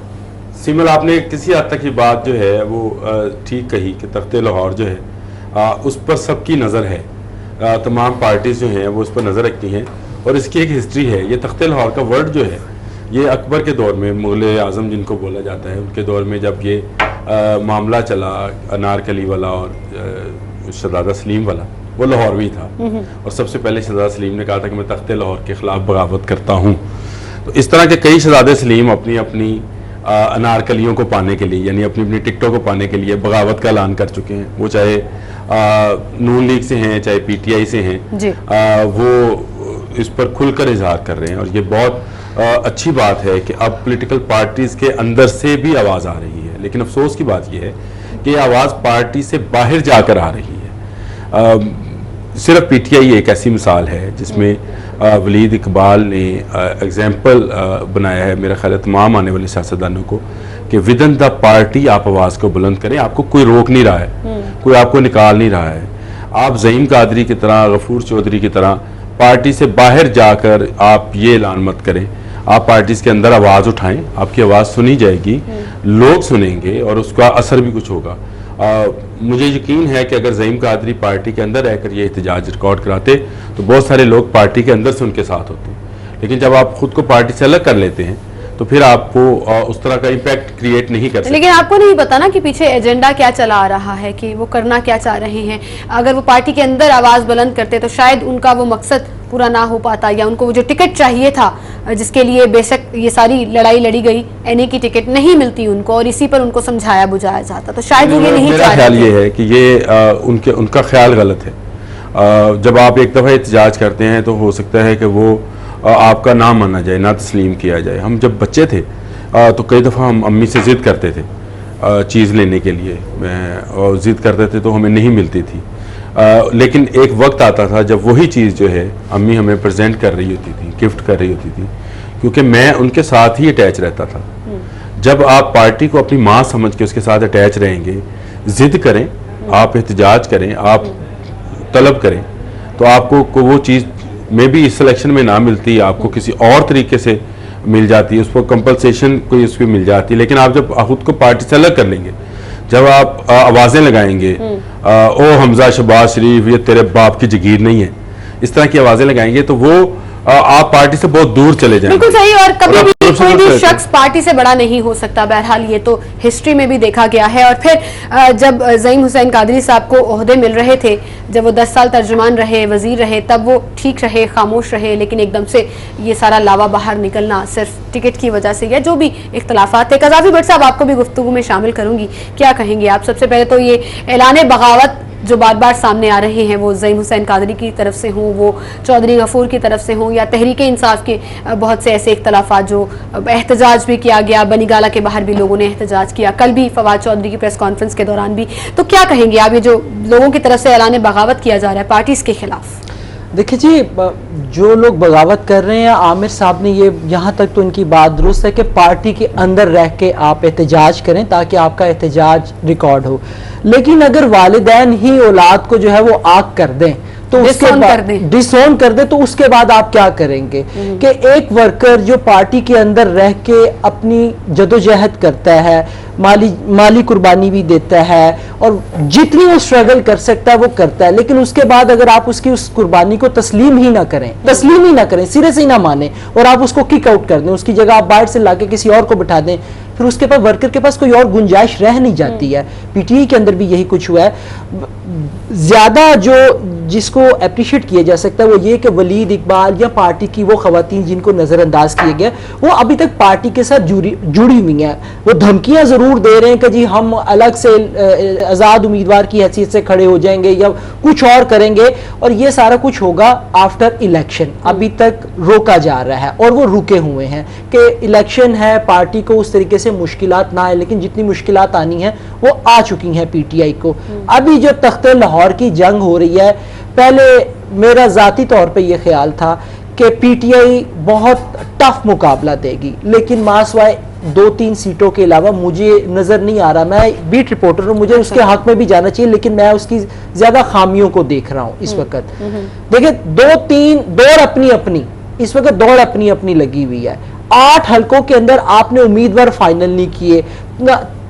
परसों आपने 8 में से 5 हलकों के उम्मीदवार फाइनल किए, रो के आपने फाइनल किए, 3 के आपने अभी भी फाइनल नहीं किए। बगैर सूबाई असेंबली के उम्मीदवारों के आप कैंपेन अपनी चलाते रहे, और जिनको टिकटों से नवाजा गया उनमें से मोस्टली जो उनसे हैं वो आप ये कह लें पंजाबी में लफ्ज होता है पाड़ू, यानी कि आपका खर्चा उठाने वाले लोग। तहरीक इंसाफ की हम बात कर रहे हैं जिसमें ये बात की जाती है कि पढ़े लिखे नौजवानों को आगे लेकर आएंगे, और हमेशा, और फिर अब नई एक टर्मिनोलॉजी जो निकाली, इलेक्टेबल्स की बात की जा रही है कि इलेक्टेबल्स लेकर आएंगे हम। पहले तो मुझे ये समझ नहीं आता कि ये इलेक्टेबल्स हैं क्या और इनकी डेफिनेशन क्या है, क्या सिस्टम में इनकी डेफिनेशन कोई मौजूद है जो तहरीक इंसाफ जिसकी बात करिए। आमिर भाई क्या कमेंट करेंगे? ये अजीज़े मुंतखब हैं जी, इलेक्टेबल्स, ये हमारे सारे चैनल चलाते चलाते पता नहीं इन बेचारों को क्या हो गया कि अंग्रेज़ी की टर्मिनोलॉजी की कोई उर्दू ढूंढते भी नहीं है। ये अजीज़ मुंतखब हैं, यानी वो लोग जो मुंतखब होने के लिए ज्यादा बेहतर समझे जाते हैं, जिसको फेवरेट करार। हाँ, लेकिन ये कोई टर्मिनोलॉजी तो नहीं है, ये सिर्फ खुद से एक लफ्ज निकला है, कोई इलेक्टेबल नहीं है जब तक आवाम ना चाहें। और दूसरा, कज़ाफ़ी भट्ट की मैं बात को इसलिए कहूँगा कि ये गलत है कि यहाँ पे नून लीग में कम अज़ कम जो है कोई वालदैन ने बच्चों को आक नहीं किया है, या उनकी कुर्बानी को जो है वो नहीं किया है, ख़त्म नहीं किया है। कुर्बानी आप किस लिए देते हैं? आप पार्टी के लिए कुर्बानी दे रहे थे, टिकट के लिए दे रहे थे? सच्ची सी बात है ना, की बात ही नहीं की भाई। आप ने भी आक नहीं किया है। अब मेरा ख्याल है, आप ये देखें ना, मेरा ख्याल है शबीर सियाल और ये वलीद इकबाल और ये जो खवातीन हैं, ये क्या इमरान खान से ज्यादा तहरीक इंसाफ के लिए मुखलिस हैं? बिल्कुल मुखलिस है, इमरान खान से ज्यादा। देखो ना, बात ये इमरान खान से ज्यादा नहीं, लेकिन इमरान खान से ज्यादा मुखलिस नहीं हो सकते। पार्टी के लिए जिस खातून ने यानी कि धूप के अंदर खड़े होकर धरना दिया, के अंदर खड़े होकर पार्टी के लिए दिया ना, पार्टी के लिए दिया ना, तो पार्टी क्या कर रही है? पार्टी उनको धक्के मार रही है, पार्टी उनको जायज बात करने से रोक रही है। ये मकसद ये कि आप खवातीन को थ्रेट कर रहे हैं। आमिर साहब, आप चीज आप नहीं, मैं शामिल नहीं हो रहा, मैं तो बात कर। देखें, मेरी बात सुने, वलीद इकबाल पार्टी के लिए इतना उसने काम किया और हमेशा से पार्टी के साथ रहा, वो पार्टी के साथ खड़ा हुआ। इमरान खान के ऊपर जब कहा तो उसने कहा जी मैं हमजा शहबाज के खिलाफ इलेक्शन लड़ता, कदाफी को ये बात पता है? भाई बात ये है कि देखिए जो उसका हल्का नहीं, अब आप कहते हैं कि मैंने पार्टी के लिए शहबाज वाला मसला नहीं। आमिर साहब, इसका मतलब ये है कि वलीद इकबाल ने काज के लिए कुर्बानी नहीं दी थी, उसने टिकट के लिए कुर्बानी दी थी, और वो भी इस टिकट में देखें आखिर पे सीला होता है। देखें सीमन जो पैसे लगाए थे जो इमरान खान के लिए देखिए आमिर भाई, ये बात तो मैं इससे थोड़ा सा डिसएग्री करूंगी। कोई भी कारकुन हो, कोई भी रहनुमा हो, वो पार्टी के साथ अटैच ही तब होता है ताकि उसको वो सीट मिल सके जिस पर बैठकर जो भी उसका मंशूर है, वो खिदमत करना चाहता है, वो काम करना चाहता है लोगों के लिए, जो भी करना चाहता है। के लिए काम किया है, मैंने पाकिस्तान के लिए काम किया है, मैंने पंजाब के लिए काम किया है, लाहौर के लिए काम किया है, फिर वो कहे मैंने NA 95 या NA 124 या NA 127 के लिए काम किया है, इसका टिकट मेरा मुतमईन नजर है। देखिए आमिर साहब, आप कह रहे हैं शहबाज के मुकाबले में, पहले आप ये देखिए, एक बंदा कहता है कि मैं यार वो 22 सीट है, बिलोंग करता हूं। नहीं, आप ये देखें ना, आप तो बकरे, आप तो एक दादा यहाँ से है वो बांध के शेर के आगे फेंक रहे हैं ना। अच्छा, ये वैसे क्या इख्तिलाफ क्यों हो गया? उनकी 22 सीट है, वो किसकी है 22 सीट है? वलीद इकबाल। देखे जी, वो कहता है मैंने 1 to 9 से लड़ना, मेरा वोट बैंक वहां पर है। देखिए उसको क्या पता उसका भाई, ये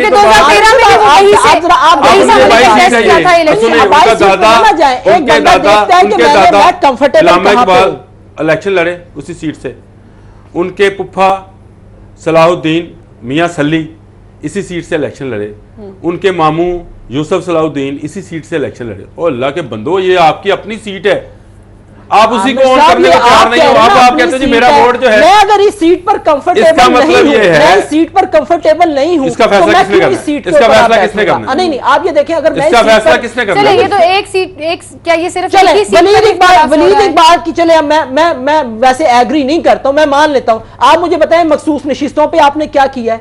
आप वो निकालें, एक रुक जाइए यार, सुनिए, आप 62 के करीब सीवल उसके अंदर नाम दे रहे हैं। देखें, जो गुज़िश्ता असेंबली में आपकी खवातीन रही, जो पंजाब असेंबली के अंदर रुकने असेंबली रही, जिन्होंने दिखाया कि हम काम, आपने उनके नाम उठा के जो उनसे आफ्टर 15, 16, 17 पे फेंक दिया, और उससे पहले उन खवातीन को ले आए हैं कि जिनके नाम शायद पार्टी के लोगों को भी नहीं पता ये है कौन बुनियादी। इसको कहते हैं अकोमोडेशन, कहते हैं आमिर भाई। ये बात पूछें, आप कज़ाफ़ी से सिर्फ ये बात पूछें कि इसका फैसला करना किसने होता है? फैसला किसने करना? क्या खवातीन से पूछ के फैसले किए जाते हैं? देखे ना, बात तो वही आ गई ना, मर्दों से पूछ के जाते हैं खवातीन। फिर आप जमहूरियत की बात, एक पार्लियामेंट बोर्ड है, डिक्टेटरशिप आप तो कहते हैं, सबको कुछ नहीं रख सकते हो, आप सबको कुछ नहीं रख सकते।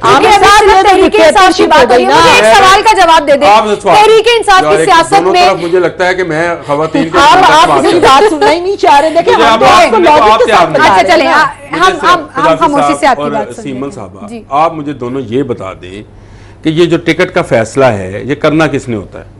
पार्लियामेंट्री बोर्ड बनता पार्टी है, ये जो बोर्ड बनता है जो मुंतखब लोगों को ये वो करता है, बनती है। बिल्कुल। अब जितने लोग पार्टी के साथ वाबस्ता होते हैं, चाहे वो साबिक एमपीए हुए, एमएनए हुए या वर्कर्स हुए, सबका मुतमईन नजर आपके दोनों के ख्याल में टिकट है, उनके लिए कोई मुल्क कोई ये ख्याल नहीं है, बट ये चीज बहुत मेजॉरिटी में मान लिया, मैं मान लिया ना, चले मैंने आपकी बात, मैंने तो इनकी सोच है ना कि टिकट, भाई मैंने आपकी बात मान ली, टारगेट नहीं, अब मैंने आपकी बात, टारगेट है कि आपकी खिदमत, मैंने आपकी बात मान ली, किया जा रहा है। अब पार्टी के लिए सीमल ने ज्यादा मेहनत की या कजाफी ने मेहनत की, उसका फैसला चेयरमैन ने करना है। यही बात है ना, इतनी सी बात है, मैं नाम नहीं ले रहा हूँ किसी का, मैंने इसलिए दोनों का नाम लिया। अब चेयरमैन को पता है कि मैंने कजाफी को प्रायोरिटी पे रखना है या सीमल को प्रायोरिटी पे रखना है। आप वर्कर हो यार, आप खप डाल रहे हो इस बात पे, आपका चेयरमैन साइन कर रहा है तो उसने जिसको आप कहते हैं मैंने कभी इसको देखा भी नहीं है, उसने पता नहीं अंदरूने खाना पार्टी के लिए क्या कुछ ना किया हो, उसने अंदरूने खाना पार्टी की जीत के लिए, पार्टी को इस मुकाम तक पहुंचाने के लिए वो सामने नहीं आया होगा, उसने पार्टी तरानों पे डांस नहीं किया होगा, बट उसने पार्टी के लिए ऐसी कोई कुर्बानी या ऐसा कोई काम सर अंजाम दिया होगा, तो फिर बात, जिसका पार्टी ने उसको भी सिला देना है। अब आप ये कहते हैं कि आप पार्टी से बने हैं, आप अकोमोडेट कर रहे हैं, बिल्कुल ज़हीन कादरी और गफूर चौधरी वाला मामला है, आपकी बात सुनिए तो फिर आगे से ये भी सुन लेना कि जमहूरियत की जब बात की जाती है तो फिर मशवरे भी लिए जाते हैं, डिक्टेटरशिप नहीं होती कि ये सिर्फ एक चेयरमैन ही डिसाइड करेगा या पर्टिकुलर लोग हैं वो डिसाइड करेंगे। फिर यहीं से बात का सिलसिला आगे बढ़ाएंगे, एक छोटी सी ब्रेक की तरफ चलते हैं, ब्रेक के बाद दोबारा हाजिर होंगे, हमारे साथ रहिएगा।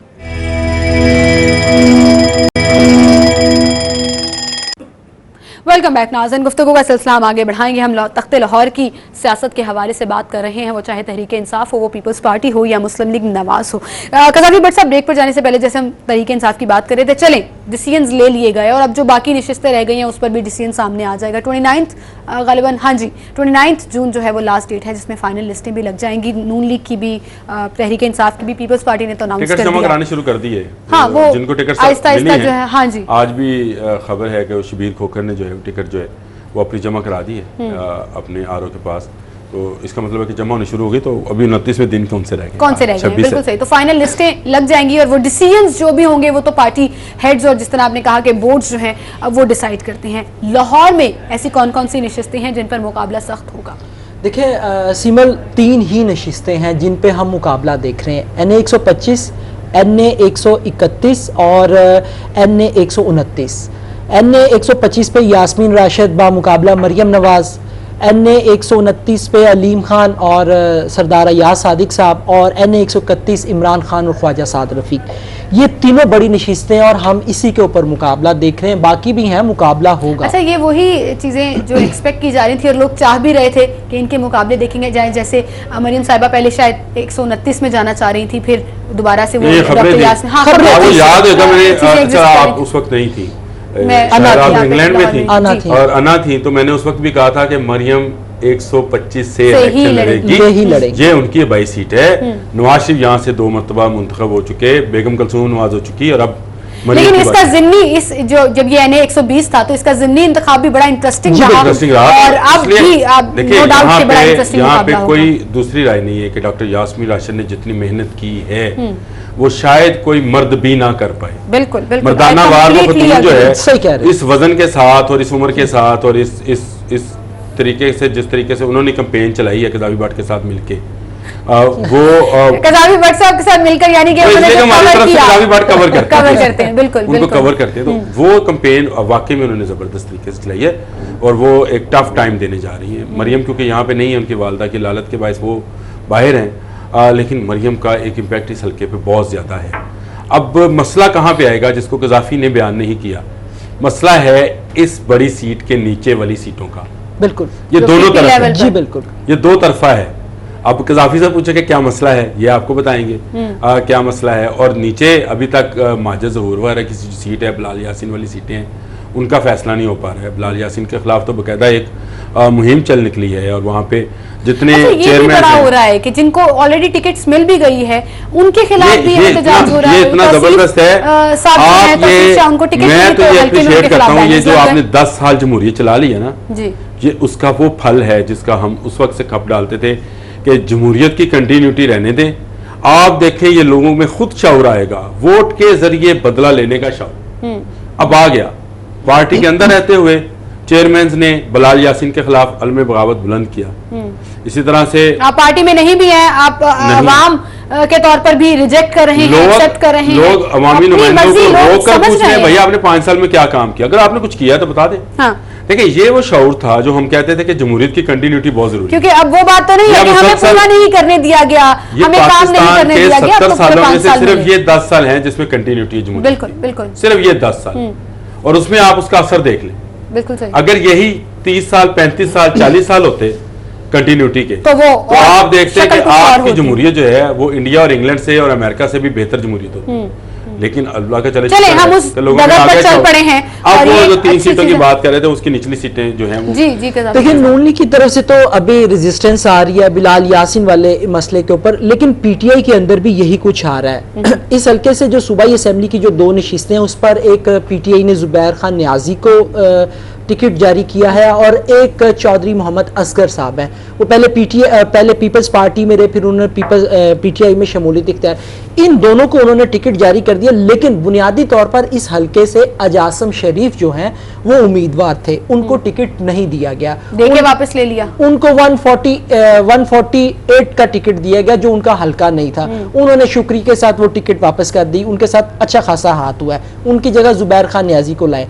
जुबैर खान न्याजी नौजवान आदमी है, वो कैंपेन इस वक्त कर रहे हैं और वो भरपूर फायदा उठा रहे हैं कि अभी तक जो मरियम के साथ नीचे वाली नशिस्तें हैं उसके ऊपर कोई कैंडिडेट नहीं है, उसका फायदा उठा रहे हैं। इसलिए ये कहा जाए। दूसरी जानिब जब हम बात करते हैं अलीम खान और सरदार अयाज सादिक के हल्के की, ये वही हल्का है जब ज़िमनी इंतखाब हुआ था और यहाँ पर दोबारा से बहुत चेंज आ गया, बहुत बड़ा चेंज है उस हल्के के अंदर, क्योंकि ये 3 हल्कों को काट कर एक हल्का बनाया गया है। आपको पता है ये बेसिकली वो हल्का जिसमें अलीम खान और मुकाबला हुआ था सरदार अयाज सादिक का, उस हल्के को 3 हिस्सों में तकसीम कर दिया गया। उसमें से एक छोटा सा पार्ट जो है अब नए हल्के में शामिल हुआ है, बाकी सब नए इलाके शामिल हो गए। 131 वाला हल्का है जिसमें ख्वाजा साद है और इमरान खान है, वो उसको बिल्कुल डिफेंस से और उससे मुल्का आबादियाँ और कैंट के एरिया को दे दिया गया है, जो कि कैंट का एरिया पहले इनको लगता था। फिर इधर से शफकत महमूद के हल्के में चला गया वो हल्का जो कि पहले अलीम खान या सरदार अयाज सादिक के पास था, तो वो हल्का कट तो फिर जो ये बात हो रही थी कि पिछले 2013 में जब ये तमाम सिलसिला हुआ कि एनए की सीट पर मुस्लिम लीग नवाज का कैंडिडेट जीता और दोनों पीपी की सीट पर तहरीक इंसाफ के जीते, तो इस दफा शायद ये नजर ना आए ट्रेंड के, क्योंकि पीपी की सीट पर कोई भी मुस्लिम लीग नून का जो है वो क्वालिफाई नहीं कर सका था लास्ट टाइम। मेरे ख्याल से मुकाबला जो है वो है ही एक सीट पे, और वो ख्वाजा साद रफीक और इमरान खान वाली सीट है। को क़ज़ाफ़ी ने कहा कि 3 सीटों पर बहुत सख्त मुकाबला आएगा। मुझे ये नज़र आता है कि ख्वाजा साद रफीक और इमरान खान वाली सीट पे मुकाबला है, लेकिन उसमें पीटीआई को एज हासिल होगा क्योंकि चेयरमैन खुद आए हैं मैदान में।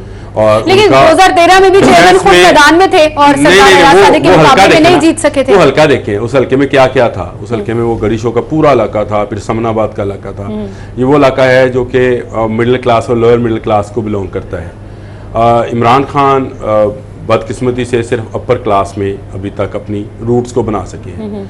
जो लोअर मिडिल क्लास है उसमें अभी तक लाहौर के अंदर की बात कर रहा हूँ, मैं पूरे मुल्क की बात नहीं कर रहा हूँ, क्योंकि वहाँ पर आमिर भाई आप भी करेंगे, ब्रादरीज़म बहुत ज्यादा है। गुंजानाबाद इलाकों में आपको पता है ब्रादरीज़म भी बहुत है। फिर वो वहाँ पे लोग obliged भी बहुत है, बिल्कुल काम भी देखे 10 साल रहे एक किसी की हुकूमत रहे और उससे पहले भी हुकूमतें रही इनकी, तो किसी को नौकरी दिलवा, किसी को कारोबार के लिए ठिया दिलवा, किसी के लिए जगह बना, तो वो सारी चीजें चलती रहती हैं। तो अपर क्लास है हमारी, वहाँ पे इमरान खान एग्जिस्ट करते हैं और डिफेंस और कैंट का एरिया जो तो क़ज़ाफ़ी भट्ट साहब आपको लग रहा है कोई उम्मीद के ये जो सबसे तीसरे हल्के की बात की जिसमें ख्वाजा साद रफीक और इमरान खान है, इसमें इमरान खान साहब जो है वो जीत सकते हैं? और डेफिनेटली जी जो एरियाज उनको दिए गए उससे तो बज़ाहिर यही लगता है, लेकिन आप ख्वाजा साद रफीक को नज़रअंदाज नहीं कर सकते। उन्होंने वो खासी मेहनत की है।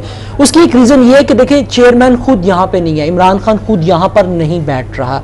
आपके बैठने से भी कुछ फर्क पड़ता है, लेकिन जब आप शहर के अंदर उस जगह पर नहीं बैठेंगे तो ये एक नेगेटिव पॉइंट आपका जरूर जाएगा। जाता है नहीं, नाम ही काफी है, वो एक अलग बात है। 2013 और सरदार अयाज सादिक जीत गए। देखिए 131 में जो हल्का दिया गया है ना, वहाँ के लोग ना डेरेदार हैं, ना वो आके डेरों पे बैठते हैं, उसमें से जो देहात का एरिया है वो काट दिया गया है, जहाँ यही से वो इलाका है ख्वाजा जहाँ साद से रफीक को ये पूरा डिफेंस का इलाका अगर आप काउंट करें तो यही वो इलाका है जहाँ से लास्ट टाइम ख्वाजा साद रफीक ही ख्वाजा साद रफीक जीता था, जो उसके उनको साथ अच्छे मुल्का खासे- आबादियां थी। ये तो मैं आपको बता रहा हूँ। आपने वो 133 में दे दी, 129 में दे दी। मैं उसका आपको वो आबादियां आपने 133 से 129 में दे दी, आपने 131 पे बांध दिया है। देखिए नाम और का वहां जरूर पे फर्क पड़ता है। वहां पे नाम पे वोट पड़ेगा। नहीं इमरान बिल्कुल खान के पड़ता नाम है, लेकिन आपकी अपीयरेंस भी बहुत जरूरी है। मैं उसकी मिसाल ये वो लोग नहीं है जो जलसा जुलूस में थोड़ा जाते बहुत फर्क पड़ता है। आमिर साहब जी हो सकता है खान जीत जाए, मैं ये नहीं कहता हूँ, मैं तो कह रहा हूँ कि वो जीत सकता है क्योंकि आबादी ऐसी है। लेकिन आप ये देखें, मैं यास्मीन राशिद की कंपेन कर रहा हूँ। मरियम साहिबा अपनी वालदा की बीमारी की आप उनकी वजह कंपेन से नहीं कर रहे, आप उस हल्के में कवर कर रहा हूँ। इस तरह आप मेरी बात को सच ना साबित चले करता कोई है। बात नहीं, सच हो भी जाएगी तो कोई बात नहीं, पार्टी के साथ थोड़ा सा एफिलिएशन होना चाहिए। जी जी जी जी, वो आपकी बातों से लगता नहीं है वैसे, लेकिन चले हम आगे बढ़ेंगे। मैं यास्मीन राशिद साहब के साथ जा रहा हूँ, गली गली में जा रहा हूँ। अभी जो उन्होंने रिसेंटली कंपेन की, देखिए मरियम नहीं आ रही हैं, लेकिन उनके ना आने से कम हमें बाज़ जगहों पे ये तासुर मिला है कि जहाँ पे यास्मीन राशिद जाती है, अगर वहाँ पे 10 घर हैं, 10 में से अगर वो 10 के 10 ही जो है वो नून लीग किया ना, तो उनमें से 2-3 डेफिनेटली ये गिला करते हैं कि जी मरियम साहिबा अभी हमारे पास नहीं आई। बाकी साथ के साथ मजबूत है, लेकिन वो गिला करते हैं। अब वो वोट दें या ना दें, लेकिन ये गिला है। अगर आप थोड़ा सा उनके पर क्या कहते हैं, थोड़ा सा टाइम लगाए तो हो सकता है उनमें से एक आध घर जो है आपको वोट दे दे। तो आप मुझे बताएं, ये फर्क आमिर साहब ये पड़ता है आज के दिन, आज की अलीम खान में ज्यादा चांसेस हैं जीतने के, और उसकी बुनियादी। अच्छा चलिए, ओवरऑल भी आपसे एक गेस्ट ले लेते हैं आज ऑन एयर ही। आपको क्या लगता है कि लाहौर की 14 सीटों में से जो एनए की सीटें हैं, कितने परसेंटेज तहरीक इंसाफ ले सकती है और नून लीग क्या अपना वो लाहौर का जो कला उनका है वो 90% सीटें जी जीतेगी नून लीग, और 10% पे चांस है कि पीटीआई जो है। नहीं, सीट्स पर बात करें ना, जैसे पिछली दफा शफकत महमूद साहब जीत गए थे और फिर बाकी सीटें नून लीग की तरफ गई, तो आपको क्या लगता है इस दफा कितनी सीटें? एक आधी सीट इमरान खान वाली सीट है वो जीत सकेगी। जो इस वक्त लाहौर में ट्रेंड नजर आता है, जो लाहौरियों का मजाज नजर आता है, वो बिल्कुल इस वक्त नून लीग के हक में है, टिल्लुत का।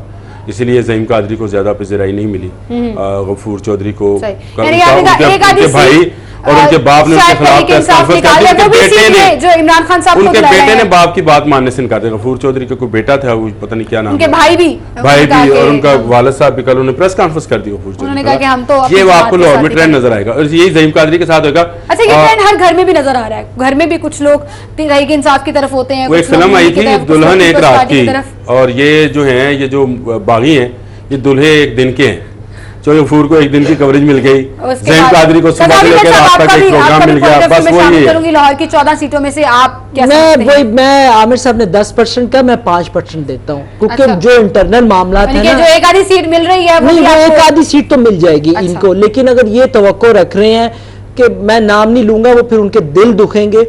यानी कि जो इंटरनल मामलात हैं वो बहुत ज़्यादा ख़राब है। मेरी जिन लोगों के साथ बातचीत हुई है, उनका ये कहना है कि हम जो हमारे साथ किया गया, हम इलेक्शन कंपेन में उन उम्मीदवारों का साथ नहीं देंगे। वो बज़ाहिर आपको नजर आएंगे, लेकिन वो कंपेन पे वैसे नहीं जाएंगे। और ये मैं आपको बताऊं, खान की सीट निकल आएगी, निकाल भी सकते हैं वो, लेकिन अगर बाकी की बात करूं तो मुझे सूरत हाल पीटीआई की बहुत मखदूश नजर आ रही है, स्पेशली कौमी असम्बली की नशिस्तों के ऊपर। सूबाई असम्बली की नशिस्तों में हो सकता है कि वो अपना पुराना जो है वो उसको बरकरार रखें, 3 से 4 या 5 वो हो सकता है रहेगा। आपको लग रहा है इससे ज्यादा, इससे कम हो सकता है, ज्यादा नहीं। और वो 3 सीटें थी ना पिछली दफा, जी बिल्कुल लाहौर से कम हो सकता है, ज्यादा नहीं होगा। अच्छा, ये बड़ी डिसअपॉइंटमेंट वैसे आप तहरीक इंसाफ वो असल में आपने तख्ते लाहौर की तरक्कियों का इतना जिक्र किया बाकी जगहों पे जाके, इमरान खान साहब ने कि सारा लाहौर लूट के खा गया, अब लाहौर का बदला लेने का वक्त है। यानी कि लाहौर आप हर जगह पे जाके सिर्फ ये डिस्कस करते हैं कि लाहौरियों में रोड्स बन रही हैं जी, लाहौर में हॉस्पिटल्स बन रहे हैं, लाहौर में स्कूल्स बन रहे हैं, तो लाहौरिया ये सोचते तो जरूर है कि बन रहे हैं। आप खुद ही बता रहे हो ना, हम तो नहीं बता रहे थे, ये तो आप बता रहे थे। जब आप बताएंगे, अब लाहौरियों के पास वक्त है कि वो जो उनको रोड मिली है, दूर नहीं है टाइम, उसका इस्तेमाल दें या बदला लें, अपना वोट कास्ट करेंगे और फिर अपना फैसला भी सुनाएंगे कि किसका इंतखाब किया उन्होंने शहर लाहौर के लिए। बहरहाल बहुत शुक्रिया आप दोनों का, आप हमारे साथ मौजूद थे। और इसी के साथ नाज़रीन एक ब्रेक की तरफ चलते हैं, ब्रेक के बाद दोबारा हाजिर होंगे, हमारे साथ रहिएगा। के हवालात अब सब धोखेबाज।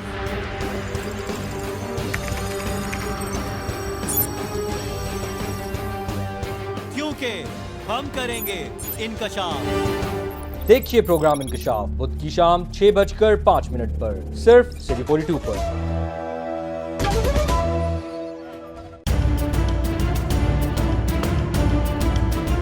वो शहर के जानलेवा दुश्मन हैं, तो हम लाहौर पे जान लुटा देने वाले दोस्त। वो छुपकर जुर्म करते हैं, हम रहते हैं उनकी घात में। हम करते हैं उनका पर्दाफाश। जाली मसनूआत बनाने वालों से ढोंगी पीरों तक हम जा लेते हैं समाज के दुश्मनों को रंगे हाथों। हम दिखा देते हैं सच सारे शहर को।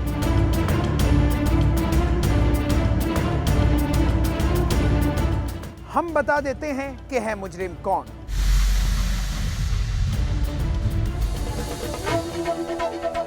देखिए प्रोग्राम मुजरिम कौन जुमेरात से हफ्ता शाम 6:05 पर सिर्फ सिटी 42 पर।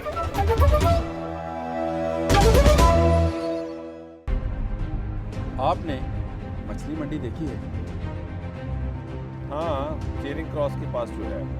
अच्छा, आखिरी बार फिल्म कौन सी देखी थी?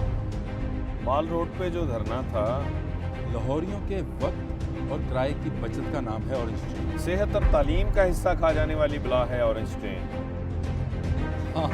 वेलकम बैक नाज़रीन, आपको एक बार फिर से खुशामदीद कहेंगे। और इस वक्त हमारे साथ स्टूडियो में एक ऐसे करियर काउंसलर मौजूद हैं जिन्होंने अभी तक 100 से ज़ायद स्टूडेंट्स की काउंसलिंग की है और वो स्टूडेंट्स अब मुख्तलिफ फील्ड्स में खिदमात सर अंजाम दे रहे हैं, be it army, navy, computers, commerce, कहीं पर भी। बहुत ज़रूरी है किसी भी स्टूडेंट के लिए करियर काउंसलिंग करना, ये डिसाइड करना, ये चीज़ रियलाइज़ करना कि उसका इंटरेस्ट किस तरफ है, कैसे वो अपने पैशन को अपना काम भी बना सकता है। बहुत छोटी उम्र में 28 साल के हैं वकार वहीद साहब हमारे साथ स्टूडियो में मौजूद हैं जिन्होंने इस प्रोफेशन को अडॉप्ट किया और अपने साथ साथ उन्होंने सोचा कि मैं बाकी लोगों के लिए भी एक मोटिवेशन बनूं, उनके लिए एक काउंसलर बनूं। तो उन्हीं से बात करेंगे। अस्सलाम वालेकुम वकार साहब, thank you so much for coming. Career counsellor होता क्या है और आपने कैसे डिसाइड किया कि ये फील्ड जो है? 2011 के अंदर आफ्टर द ग्रेजुएशन जब मैं DHA के अंदर इंस्पेक्टर हो गया था वाई ब्लॉक के अंदर, तो उस ड्यूरिंग MBS के दौरान मैंने एक जगह पर टीचिंग करने के लिए गया। तो वहाँ मैंने इस चीज़ को ऑब्जर्व किया कि बच्चों के पास ड्रीम्स हैं लेकिन वे नहीं है और पाथ नहीं है।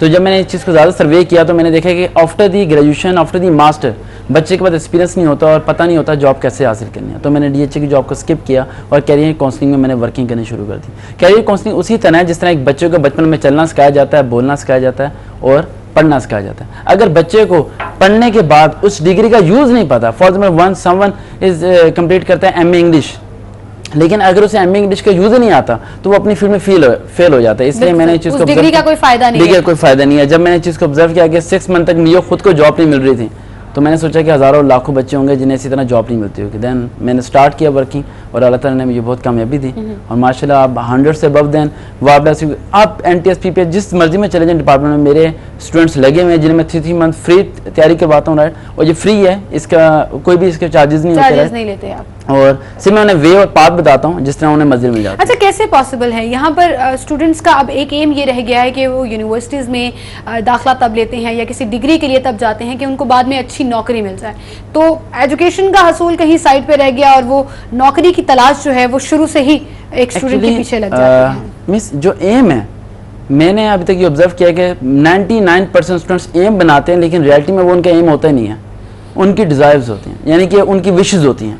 वो विशेष जहाँ पर भी उनकी कंप्लीट होती हैं वो उसी चीज़ को अपने एम बना लेते हैं। फॉर एग्जाम्पल एक शख्स रिचेस्ट पर्सन बनना चाहते हैं तो वो कोई ना कोई ऐसी फील्ड को चुनेगा जहाँ पर पैसा ज़्यादा हो जाएगा। एक कुछ बच्चे ऐसे होते हैं जो कि सेटिस्फैक्शन को पहले प्रायोरिटी देते हैं। तो मैं इस चीज़ को समझता हूँ कि एम इंसान के ज़्यादातर बच्चों के नहीं होते, वो ये होता है कि फील्ड में आने के बाद वो जहाँ एडजस्ट हो जाते हैं, अगर वहाँ परफेक्टली एडजस्ट हो जाते हैं तो उसी चीज़ को अपना एम समझना शुरू करते हैं। एम जो होता है वो क्लास 8-9 तक होता है और 10th के बाद आके 99% बच्चों के एम्स ब्रेक डाउन हो जाते हैं, टूट जाते हैं। और टूटने की वजह ये होती है कि उन्हें गाइडलाइन नहीं दी जाती। For example someone want to make a doctor, तो उसे बायो नहीं पढ़नी चाहिए, बायो पढ़ने से डॉक्टर नहीं बनता, लेकिन डॉक्टर का रास्ता पता होने से इंसान डॉक्टर बन जाता है। फॉर एग्जाम्पल उसे MCAT के बारे में पता होना चाहिए और में कितने मेडिकल कॉलेजेस हैं, इन सब चीज़ों की इन्फॉर्मेशन होगी, देन वो अपने एम्स को अचीव करेंगे। को जो है वो फैक्ट्स के मुताबिक जो है वो सेट। और यही बात आपने जो कही कि ये जो बच्चे मेरे पास सिलेक्ट होते हैं कि ये मैंने इस चीज़ को ऑब्जर्व किया कि समझ लें आपकी गॉड गिफ्टेड स्किल है। जब मैंने फर्स्ट टाइम 4 बच्चों को तैयारी करवाई थी तो 4 के 4 पाकिस्तान आर्मी के अंदर लेफ्टिनेंट सेलेक्ट हो गए थे। मुझे लगा वो बच्चे मेहनती हैं और टैलेंटेड हैं। देन मैंने 11 स्टूडेंट्स को तैयारी करवाई जिनमें 6 पाकिस्तान एयरफोर्स में और कुछ पाकिस्तान नेवी के अंदर ऑफिसर हो गए। हालांकि मेरी एज में मुझे ऑफिसर जाना चाहिए। तो उस दिन मुझे ये रियलाइज़ हुआ कि मेरी जो फेलियर सिस्टम है, जब मैं जॉब्स की फील्ड में गया था और मैं इंटरव्यू में रिजेक्ट होता था, तो उन चीज़ों से जो मैंने सीखा और मैं उन्हें सिखाता हूँ तो उन्हें ऑटोमेटिक उनके एम्स कंप्लीट हो जाते हैं। और स्टूडेंट्स की फील्ड में मैंने इस चीज़ को ऑब्जर्व किया जो पाकिस्तान के एजुकेशन सिस्टम में मैं चाहता हूँ इंशाल्लाह हम नवंबर तक हमारा जो सेमिनार्स काफ़ी ज़्यादा भी चल रहे हैं। हमारा मेजर जो प्रोजेक्ट है वो ये है कि मिस्टर चिप्स जो है इसे हम कोशिश करेंगे कि पाकिस्तान में ख़त्म किया जाए। मिस्टर चिप्स की जगह बुक दूसरे हमारा एजुकेशन सिस्टम जो है ना वो 1998 के बाद चेंज ही नहीं हुआ। वही बच्चा वही ट्रेनिंग कर रहा है, रटा लगा रहा है, वही आगे जा रहा है। फॉर एग्जाम्पल एक बच्चे की मैं आपको बात बताता हूँ। एक स्कूल के अंदर एक बच्ची थी, वो उसे मैं कंप्यूटर पढ़ा रहा था तो उसने मेरे सब्जेक्ट में अच्छे मार्क्स लिए लेकिन बाकी सब सब्जेक्ट में वो फेल थी। तो हेड सेक्शन में ये कहती है वो नालायक है। मैंने कहा बच्ची काफ़ी लायक है और टैलेंटेड है। तो मैंने उन्हें ये चीज़ पूछी कि क्या बच्ची से कभी आपने पूछा है कि उनके घर में पेरेंट्स डरते हैं नहीं डरते? कहती है इट्स नॉट माई मैटर। मैंने कहा क्या आपने बच्ची से ये पूछा कि रात के टाइम उसे अंधेरे में डर तो नहीं लगता? कहती है ये मेरा मसला नहीं है। मैंने कहा क्या बच्ची से आपने ये बात पूछी कि जब टीचर 5 जगह सबक सुनती है तो उसकी हार्ट बीटिंग 190 पे क्यों चली जाती है? कहती है ये मेरा मैटर नहीं है। मैंने कहा फिर उसका मैटर नहीं है आपको सबक सुनाना। बच्चे के सामने से बुक्स नहीं होती, उसके पीछे बैकवर्ड पे एक स्टोरी चल रही होती है जो उसके घर में चल रही होती है, जो कि हम लोग ऑब्जर्व भी नहीं करते और बर्डन डालते रहते हैं। और साइंस और ये सारी चीजें रियलाइज करना बहुत जरूरी है, क्योंकि अगर हम स्कूल्स में सिर्फ एजुकेशन के अलावा ग्रूमिंग नहीं देंगे और पर्सनालिटी ग्रूमिंग नहीं देंगे तब तक चीजें जो हैं वो बेहतर नहीं होंगी। सो वकार साहब, आपको किस तरह स्टूडेंट्स जो हैं वो कौन सी एज में आपको लगता है कि करियर काउंसलिंग जरूरी हो जाता है या बच्चे का स्टार्ट कर देना चाहिए?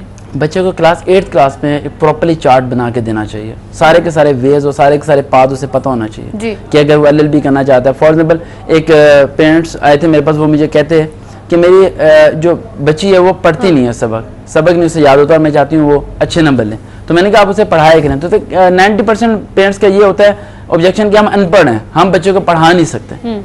तो मैंने सिर्फ उन्हें ये समझाया कि जब आप खाना पका रहे होते हैं तो अपनी बेटी को पास बिठा देना है और कहना है कि बेटा सबक याद करो, और जब वो सबक सुनाए तो सिर्फ उसके माथे की तरफ देखना है। अगर माथे पे बल आए तो थोड़ा डांट देना है ताकि बच्चे के माइंड में आ जाए कि मेरे पर कोई फोकस कर रहा है। सिंपली 8th क्लास से अगर बच्चे को प्रॉपर्ली फोकस किया जाए तो वो खुद ब खुद अपने एम्स को अचीव कर लेता है, इसमें कोई प्रॉब्लम नहीं है। हम क्या करते हैं, हम 1 क्लास से लेके 8th क्लास तक उसकी बेसिक को स्ट्रॉन्ग नहीं करते, इसीलिए बच्चा 9th में आके फेल हो जाता है। इसीलिए जो ग्राफ है वो डाउन होता चला जाता है। अच्छा, बहुत से लोग, जैसे अभी आपने MA इंग्लिश की बात की, बहुत से लोग ऐसे सब्जेक्ट्स में मास्टर्स करते हैं जिसका करियर में उस तरह से यूज नहीं आता, उन लोगों के लिए क्या है? वो जो मास्टर करते हैं, मास्टर्स आपने किसी एक पर्टिकुलर सब्जेक्ट में कर लिया और उसका एज अ टेक्निकल आप कहीं पर जॉब में उसको एज सच इस्तेमाल नहीं कर सकते। देखिए जो है ना डिग्री और जो जॉब है इसमें एक लाइन का एक बॉर्डर का डिफरेंस होता है। बहुत से बच्चे ऐसे होते हैं जो डिग्री हासिल करते हैं वो फील्ड में नहीं जाते, क्योंकि हमें एजुकेशन हासिल करने के बाद दोबारा एक एक्सपीरियंस हासिल करना पड़ता है उस फील्ड का जिस फील्ड में हम जाना चाहते हैं। ठीक है, तो मेरा इतना मानना है कि जिन बच्चों ने MA इंग्लिश किया, MA उर्दू किया, लेकिन उनका उनमें इंटरेस्ट नहीं है तो उन्हें कोई और काम कर लेना चाहिए। डिग्री बाउंडेड नहीं करती इंसान को कि वही काम उसने करना है। अगर एक शख्स ने MA इंग्लिश किया लेकिन उसका विजन है कि मैं एक किराने की दुकान खोलूं, तो MA इंग्लिश का लाजमी मतलब नहीं है कि आप कलम उठाएं। आप एक शॉप भी ओपन करते हैं लेकिन आप एजुकेटेड हैं तो आप शॉप एक इलिटरेट पर्सन से ज्यादा बेहतर अच्छे तरीके से चला सकते हैं। एजुकेशन का इम्प्लीमेंटेशन आप किसी भी फील्ड में कर सकते हैं, जो कि 3 इयर्स पहले मैंने एक इलिटरेट पर्सन को 3-4 LCC TV चैनल पे इन्होंने कवर किया था। 26 ईयर्स ओल्ड एक शख्स जो कि जिंदगी भर स्कूल नहीं गया, विद इन 6 मंथ के अंदर मैंने उसे क्लास 9 स्टैंडर्ड के बराबर कर दिया था, जो कि 9 साल से बच्चा स्कूल जा रहा है, ये रिकॉर्ड है। ठीक है, 9 साल से वही बात है कि मेहनत करने की जरूरत है और ट्रेन करने की जरूरत है, और बच्चे खासतौर पर स्टूडेंट्स जो हैं they can do wonders. Well, thank you so much Waqar आपकी तशरीफ आवरी के लिए। आई रियली होप कि आप ये काम जो है वो कंटिन्यू रखें। और इसी के साथ नाज़रीन आपसे हम इजाजत चाहेंगे, इंशाल्लाह कल सेम टाइम पर फिर से मुलाकात होगी। अपना बहुत सा ख्याल रखिएगा। अल्लाह हाफिज।